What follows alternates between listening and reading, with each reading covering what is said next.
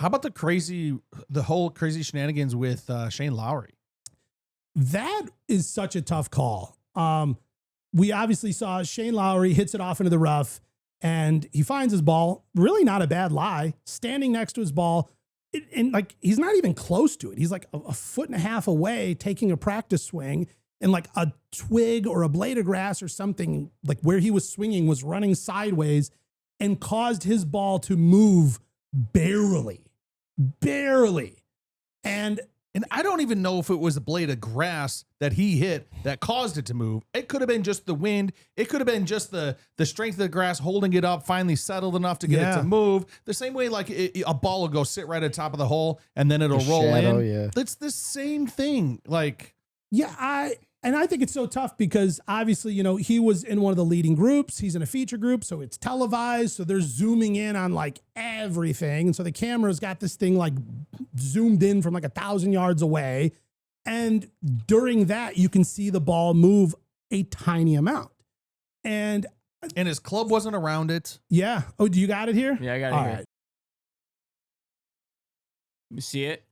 Yeah. No, I didn't see it. That's the thing. It's like when I'm watching it live, I've seen this 7 times and I still can't see it. I would honestly say it's about 1 dimple. The way the rule is written, and I could be wrong, you guys are more the experts on this, but the way the rule's written, I heard that it only counts if he's looking down at the ball and sees it move. So if he takes his practice swing and doesn't see it move, he doesn't get the penalty stroke. Well, I mean, that's a little gray because you can't look away and then move your ball. And also, True. if the ball moves and then rests in its original position, you're fine. But here's the most important part. They, I think it was it Lexi Thompson? Was it her? But it was like in 2016 or something like that, where she was playing in a major and she marks her putt and then she puts her ball back and it's like in a slightly different spot, like unnoticeably different. But the camera was so zoomed in that somebody from home writes an email or a letter or sends it in. So then they go pull up the tape They should and be they able to do review it. that. And she gets a 4-stroke penalty. That's unreal. For like moving the ball, playing from the improper position, and then marking your scorecard, and then turning in a signed scorecard that's the wrong score. And all these things led to a 4-stroke penalty that ended up costing her a major.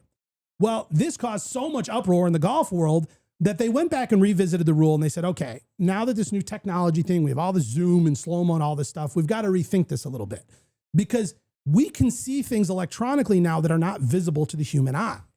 And so what they said is the rule basically defines now that it has to be perceivable by, reasonably perceivable by the human eye. And so then that was the debate here because they told Shane, they said, it has to be something that can be seen with the human eye. And Shane's like, but I was looking down and I didn't see it. I was the human eye. Yeah. And they're saying, yeah, but if we look close and the amount the logo moved, that is a seeable amount. The thing was, when we watched it live, we didn't see it. And we're looking for it. Yeah. Like, I mean, but when you go I'm frame by sorry. frame. That's the point to me is it's one thing to go, hey, the ball moved, penalty. It's like, but you're only aware of that because you're watching a hyper zoomed, super long lens where we're looking at this big TV screen and the ball's like the size of a basketball because it's so zoomed in. Of course we can see it.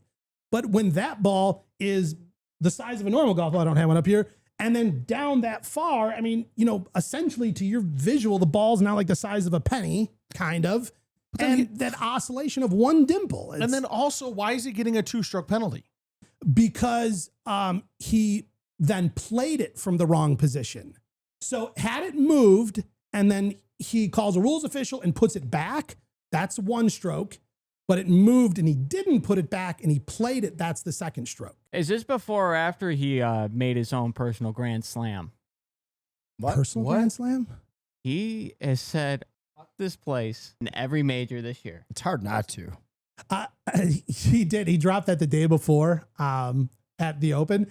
And so we're all sitting in the media center and we're waiting for Shane Lowry to come out. And it was a while because they're in there and they're going back and forth with the rules officials and him. And so we're waiting so all of us, we've seen that there's something, they keep replaying it, but we don't know the ruling yet. So we're all like waiting here in the media center. And he comes walking out and explains what happened. And he's like, yeah, we went back and reviewed the video. So in my mind, I'm just like dying laughing at this scenario. They're like, hey, Shane, we want you to see the video so you can see what happened. No, don't go left. As well.